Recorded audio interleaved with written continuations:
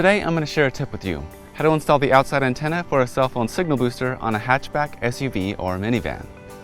I'll be using a hatchback car for this video, but this tip will work with any type of vehicle with a hatchback style door. I'll only cover the outside antenna installation in this video. If you want to learn how to install an entire signal booster, we've got another video covering that. Click here. The antenna mounts to your vehicle using a super strong rare earth magnet. Just pop it on the roof and it holds it securely in place. Place the antenna at least 6 inches away from any windows, including sunroofs, and at least a foot away from any other antennas on the vehicle. This is a very important step. Having the antenna too close to a window or sunroof may cause oscillation, resulting in smaller coverage area inside or possibly shutting down the booster as a safeguard. Placing the antenna too close to another antenna will also negatively affect the performance of your booster.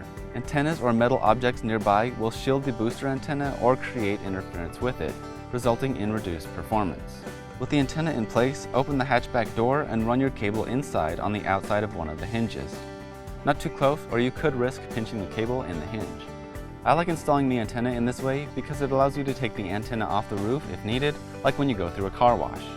If you run the cable between the hinges, this isn't possible. There's a weather seal running around the lip of your door. On most vehicles, this is removable. Simply pull this back an inch or two to create a space and run the cable through. It's totally fine to do this, it simply snaps back into place when you're done. The cable is thin yet strong and designed to be shut in the door.